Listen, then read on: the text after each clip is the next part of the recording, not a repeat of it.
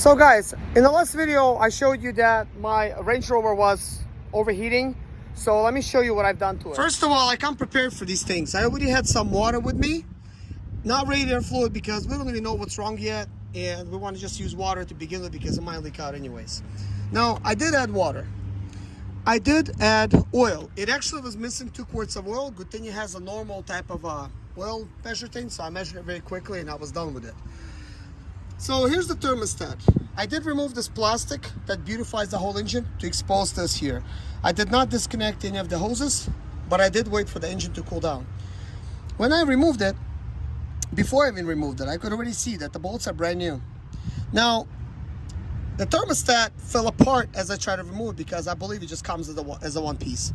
And it fell over there somewhere in like about 3 parts, and there's a spring over there. You might see it over there, see?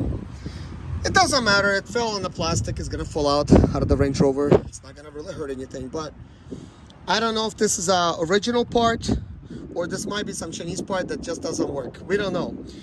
Also, this might have been at a normal type of shop. I could see the hoses are kind of brand new, and I could also see the belts are brand new because they still got the markings on them. Usually you will not have that. So somebody has been maintaining it, at least some.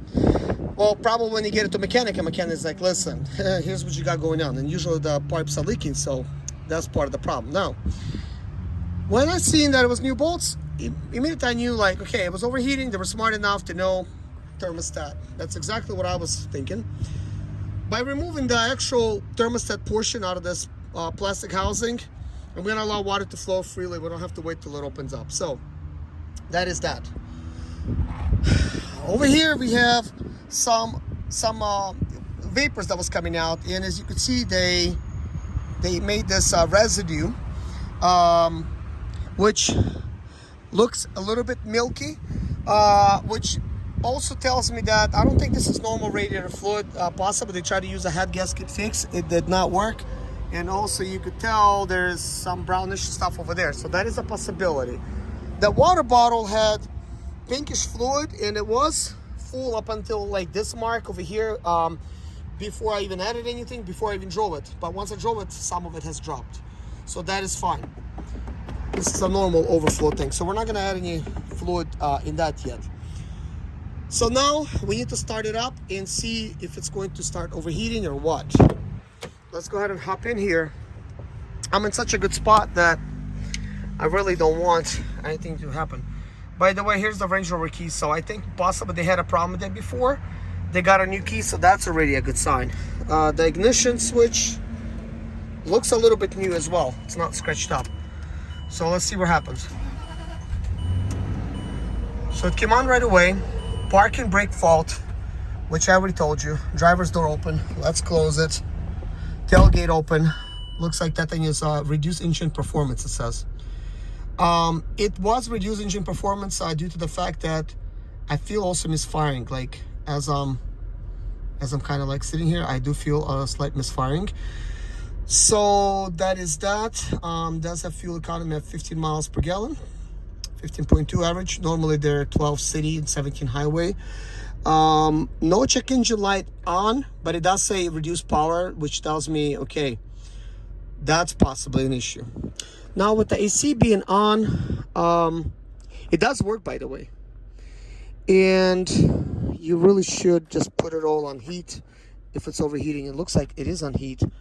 We got the AC on auto. We're just gonna go ahead and let's see. It's set. So I'll just put it. So it is coming out over here, and it is coming out cool. How do you turn? That's how you turn it off. That's economy mode. So let's see, where's the speed?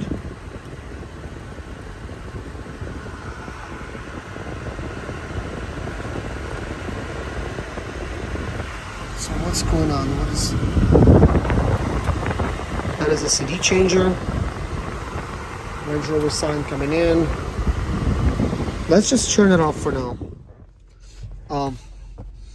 But interesting, Range Rover thing came on. So we do want to just monitor, see like what happens to the heating gauge. Like I also want to be able to kind of time it by this video, how long it takes for overheat. So I'm just gonna sit here. I was gonna bring my professional computer, which costs like anywhere from $1,000 to $1,500. But I did bring Carla with me because I always have it, but I forgot my main computer. But I will be able to connect. Phone removed, it says. Just shut it down. Distraction, agree. Let's just do that. I could actually do some programming and program these features out using Carly. It does allow me to do that. It does have a cool GPS. I do like it. Like, it's very basic looking, but I do like it. And I like that it's touch screen. And so that is like fine. So there's a destination inquiry, bunch of stuff like that, points of interest. So this actually is going to be a lot easier to use than a BMW one. But it's I don't know if that's been updated, because having a touchscreen is kind of cool. Maybe that's a normal thing. We're looking at the heat gauge. So far it hasn't moved. The vehicle has not worked for a while. I do not feel any vibrations. Like, that has disappeared. So maybe that was the reduced power portion. And let me see if it displays me that message again. That's kind of cool how they got information over here and just kind of tells you kind of like what's going on. But the parking brake is flashing like crazy because it is broken. There is something wrong with it.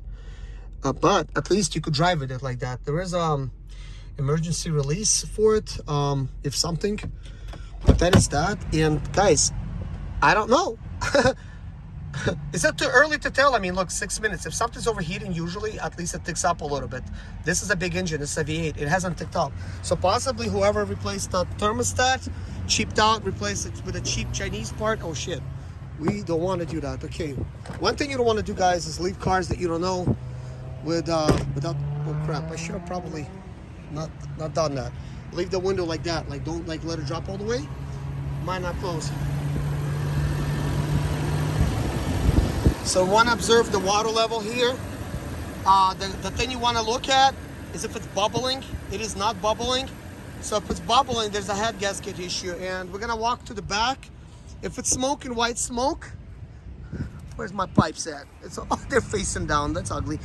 Usually the diesel models are facing down. But at least it's not smoking. It doesn't have smoke of any kind. Now, generally, this V8 engine, it's a 4.4 Jaguar engine. Normally, they don't have any issues. But let's just listen to the engine sound.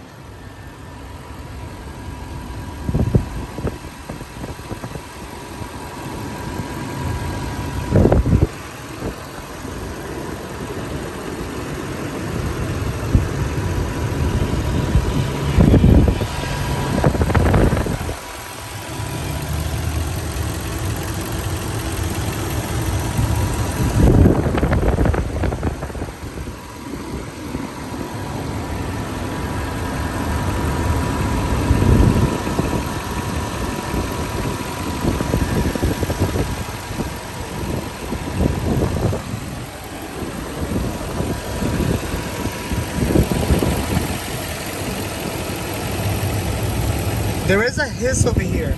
So it might have a vacuum leak somewhere. The hiss is over here somewhere.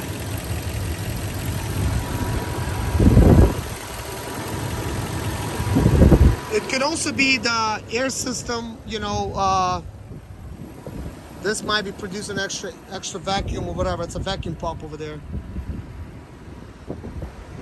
So let's take a look at the inside. It hasn't moved, and it's 9 minutes. Okay, so, well, 9 minutes. Well, I've been talking for 9 minutes, probably for 7 minutes before I even recorded, so a couple minutes. So it hasn't been on that long, really, realistically, but you guys would know how long it's been on. It hasn't moved, so I'm gonna drive around in the parking lot just to see what's gonna happen. I like that these shocks are good. They're Stabilis lift. Oh, Matt, I don't know if this is original. This is why I'm like reading it. So that is good. Like, it doesn't have any overspray. Only a little overspray here. So just gonna drive it around lightly. Let's see what happens. Okay, let's see.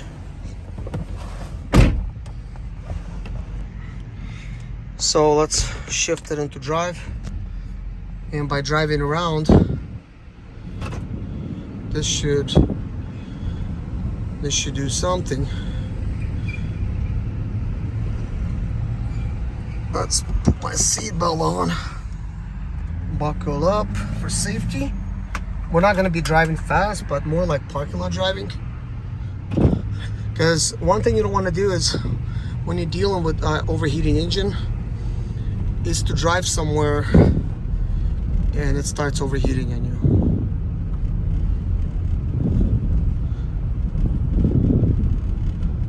I mean, it drives kind of good. It does not feel like very soft, even though it's an air suspension. But actually, that felt quite soft going over that. Like, that would have probably been noticeable. Like, any of these bumps, I don't even feel like, no, let's see. Like, yeah, hardly feel it. And it's like 22s here. So, man, I don't know if I should be happy that it's not overheating yet, or it's a little bit too early. But one thing's for sure, guys, when I had it sitting at the auction, I turned it on, I didn't see any issues, and I just had it idle for like the longest time. And as it was idling, unfortunately, I mean, I looked and nothing was happening like that was bad. And also the pictures did not indicate that it was overheating when they had it started.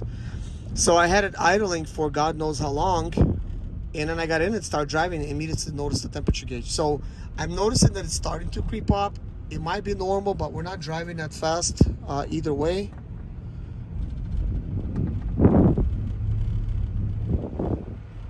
I mean, I'm starting to not to like this too much.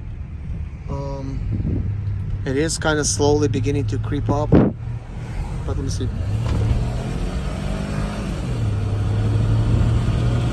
Okay, I just have to do this because, well, first of all, it already heated up enough. Second of all, if there's any problem, that's gonna arise pretty much right away. So I just need to find a place to turn around right now. It's not gonna be good over here. It's creeping up more and more and more and more and more and more and more and more and more and more and more. Oh, that's too bad. See, I'm gonna need to turn around quickly. Get back to where my wife is. I may have to get a tow truck. Well, it's back kind of in the center, like as I'm driving. Oh, now it's a really creeping up. Oh my gosh.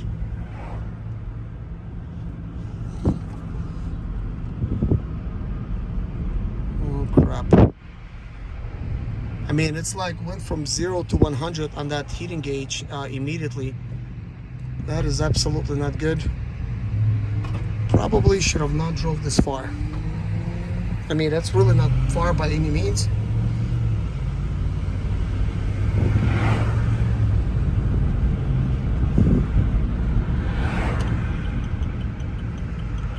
Well, apparently, problem's not fixed. So I parked it, shut it off. Now it says reduce engine performance. I guess it's checking things out. It says it's basically checking everything. So that is that. Just gonna take a look at it. Let's raise the hood and see what's going on.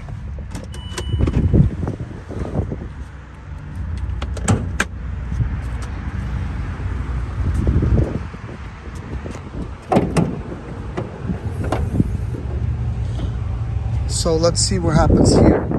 So the fluid level has not dropped. This time there is no smoke in progress. It is a little bit wet on this side. So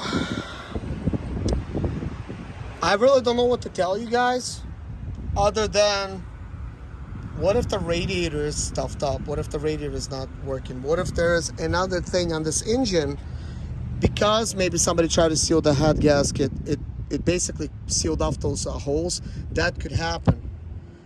Now, whether that did or not, I do not know. So I know for sure right now the only option that I have left is getting a tow truck.